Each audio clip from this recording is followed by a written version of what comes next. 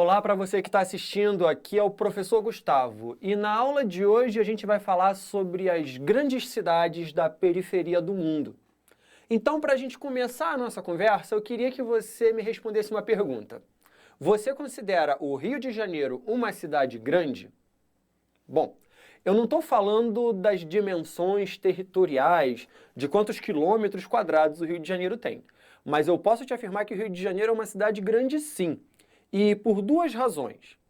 A primeira delas é a economia. O Rio de Janeiro, ele produz quase 5% de todas as riquezas que são produzidas no Brasil inteiro. Ele só está atrás de São Paulo, que produz um pouco mais de 10%. Além da produção de riqueza, o Rio de Janeiro é uma cidade grande porque ele tem muita gente. A região metropolitana do Rio de Janeiro tem cerca de 13 milhões de pessoas. Também perdemos para São Paulo aí. São Paulo tem cerca de 22 milhões de pessoas na sua região metropolitana. Bom, se a gente parar para pensar, isso aí é, que o Brasil tem aí uns 214 milhões de habitantes, a gente tem uma parte bastante expressiva aqui no Rio de Janeiro. E São Paulo, mais expressiva ainda. Mas calma que eu vou explicar para você o que é uma região metropolitana. Uma região metropolitana, ela vai ser um conjunto de municípios que possuem uma interligação.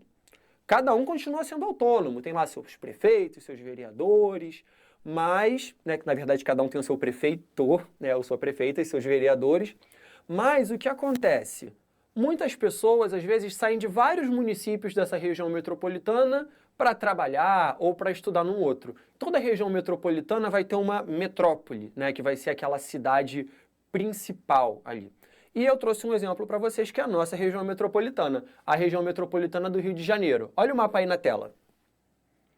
Então nós podemos ver aí o Rio de Janeiro, e várias outras cidades que fazem parte dessa região metropolitana, Niterói, São Gonçalo, Nova Iguaçu, Queimados e por aí vai. A gente precisa saber como a gente vai falar de cidades na aula de hoje. E por isso eu trouxe o mapa mental que está na tela agora para vocês. Então primeiro a gente vai ver o que é uma cidade. Em seguida, a gente vai ver o que é industrialização clássica e industrialização tardia. Fiquem tranquilos que eu vou explicar a relação da indústria com a cidade. Depois a gente vai ver o que é a periferia do mundo e em seguida, para finalizar, a gente vai ver quais são as principais questões que essas cidades atravessam, as principais questões urbanas. Quando a gente fala de cidade, a gente está diferenciando a cidade do campo, a gente está diferenciando o urbano do agrário. Então, qual seria o diferencial da cidade? De uma forma simples, a gente pode dizer que a cidade ela possui uma densidade demográfica superior, maior, que a do campo, ou seja, um número muito grande de habitantes por quilômetros quadrados. Em miúdos, a cidade é bem mais cheia do que o campo. Outra característica que diferencia campo de cidade vai ser a economia. Na cidade, a gente encontra atividades econômicas secundárias e terciárias como as principais, as mais importantes, as que mais produzem riqueza. As atividades secundárias vão ser a indústria, a construção civil, também o comércio e os serviços. Agora, existem muitas cidades espalhadas pelo mundo. E essas cidades, elas vão ter semelhanças e diferenças entre si. Então, para a aula de hoje, a gente vai falar das cidades na periferia do mundo. Mas para a gente entender essa periferia, vamos começar entendendo a diferença de industrialização clássica para industrialização tardia. A industrialização clássica é o processo onde as cidades foram se industrializando, ou seja, começaram a acumular fábricas. E a indústria, ela é um importantíssimo produtor de riqueza. As primeiras cidades do mundo que se industrializaram, principalmente na Europa, em seguida nos Estados Unidos, elas são cidades que enriqueceram muito. E essas cidades elas cresceram muito. Como elas foram as primeiras, elas tiveram tempo para essa indústria ir se desenvolvendo. Obviamente, essa industrialização ela trouxe problemas. Essas cidades enchendo de uma hora para outra, isso gerou problema. Mas essas cidades elas tiveram riqueza e tempo para gerenciar isso. Diferente das cidades de industrialização tardia. Nos países de industrialização tardia, essas cidades se industrializaram há bem menos tempo. E são indústrias de menos tecnologia, que geram menos riqueza por isso. Daí, a gente vai ter também menos riqueza para gerenciar esses problemas. E nas cidades típicas dos países de industrialização tardia, nós também temos uma série de questões políticas, onde algumas elites e grupos empresariais garantem seus interesses antes dos interesses da população. Agora, eu vou apresentar para vocês o que eu chamo do esquema centro-periferia, para a gente entender os diferentes grupos de países do mundo. Vamos lá? No quadro para vocês. Aqui a gente tem 3 círculos, que representam os países centrais, os países semiperiféricos e os países periféricos. Os países centrais são os países que se diferenciam por terem muita riqueza, por terem muita inovação, conhecimento, tecnologia e muita liberdade para o seu povo. Os países periféricos, eles seriam o inverso. Eles seriam os países que se destacam pela pobreza, por pouca inovação e por pouca liberdade. Os semiperiféricos seriam intermediários. Eles não estão nem tão bem quanto os centrais, nem tão mal quanto os periféricos. Além das características, esse esquema, esse modelo centro-periferia, ele mostra as relações de dependência e de exploração. Então, os países periféricos, por exemplo, eles dependem de empréstimo de dinheiro, e também da tecnologia e muitas vezes de ajuda que vem dos países semiperiféricos e dos centrais. Assim como os semiperiféricos também têm dependência com relação aos países centrais. E a gente tem as relações de exploração. À medida que você empresta dinheiro a juros para um país mais pobre que o seu, à medida que você vende produtos de alto valor e compra produtos baratos, isso vai caracterizar um quadro de exploração. Então, os países centrais exploram os semiperiféricos, os países centrais exploram os periféricos e os semiperiféricos exploram os periféricos. A gente pode traçar alguns exemplos na nossa cabeça. Então, quando eu falo de país central, você deve pensar algo como Estados Unidos, Inglaterra, Alemanha, Japão, França. Quando a gente pensa em semiperiféricos, a gente pode pensar em países como o nosso, como Brasil, México, Argentina. E quando a gente pensa em países periféricos, a gente pode pensar em países como Haiti, como o Quênia, que a gente vai falar na aula de hoje também, por exemplo. Então é um bom exercício a gente começar a imaginar os países de acordo com essas características. Então, a gente vai começar a ver o seguinte: quais são as questões que as cidades desses países da semiperiferia do mundo, como as cidades brasileiras, e da periferia do mundo, vão enfrentar? Esses países vão apresentar cidades com problemas como a macrocefalia. Macrocefalia vem do grego, significa cabeça grande.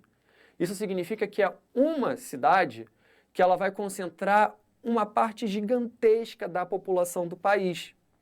Então, é uma cidade concentradora, a população não fica bem distribuída no país.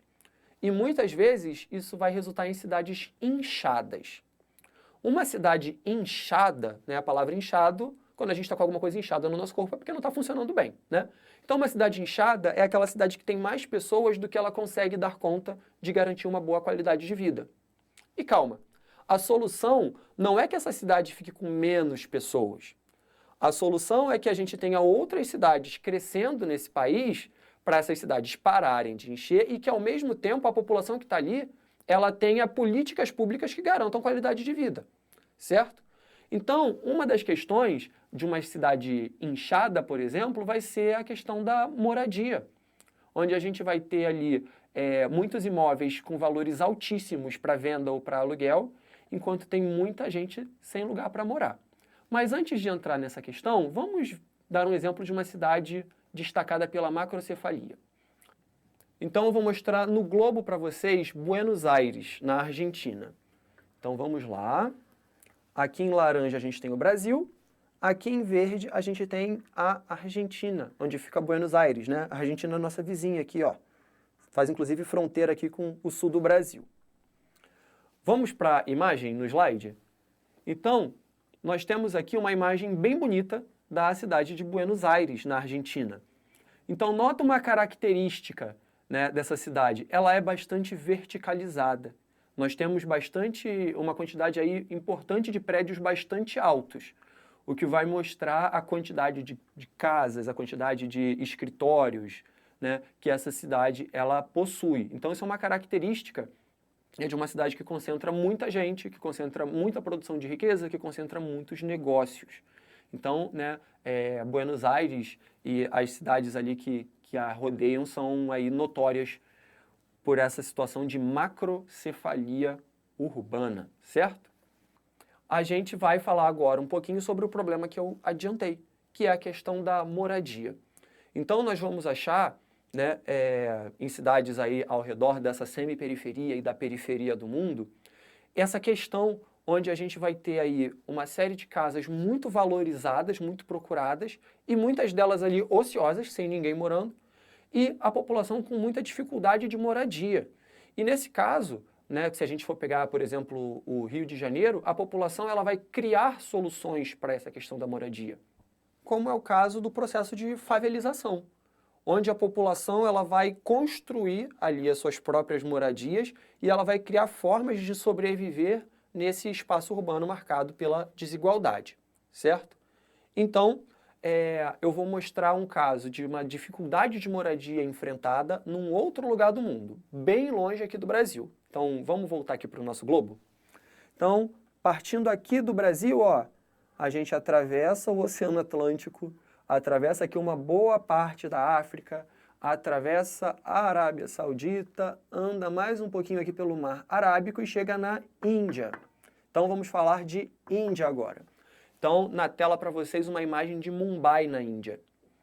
Então nós podemos ver aí nesse caso, em Mumbai, uma paisagem também marcada pela autoconstrução, né, pela dificuldade de moradia, onde a gente vê ali que até para secar roupa, a galera está secando roupa ali toda junta porque as coisas não andam fáceis, certo?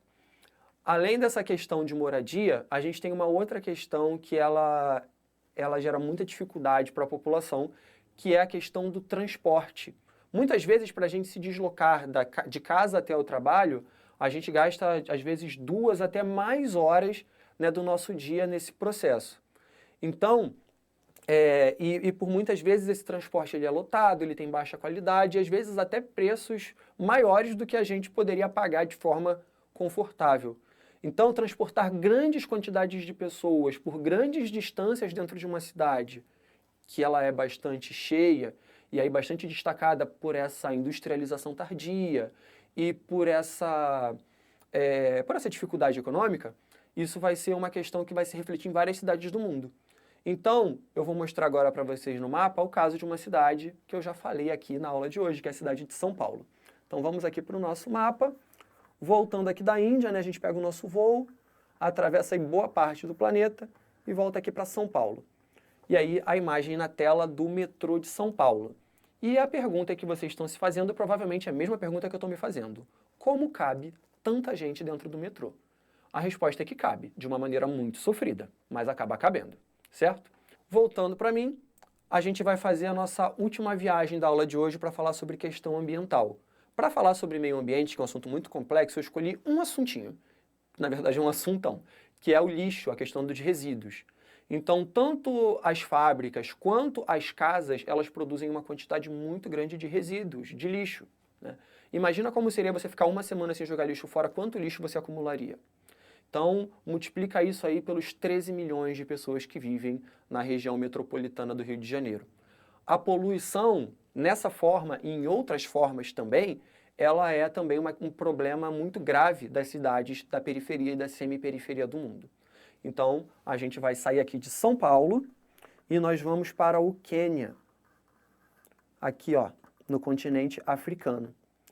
E aí a imagem está na tela, onde a gente tem um grande lixão, né, no Quênia. E é um lixão aí que ele é famoso no mundo inteiro porque a questão do lixo nesse país é bastante grave, né? Aqui no Brasil a gente também tem casos bastante graves de descarte de lixo. A gente está chegando no finzinho dessa aula e é a hora do nosso desafio. Então, na tela o desafio para vocês. O desafio é: faça uma lista dos 3 principais problemas da nossa cidade na sua opinião e compare com as listas dos seus colegas. E pensem juntos em soluções para esses problemas. Nossa aula está chegando ao fim, espero que você tenha gostado e até uma próxima.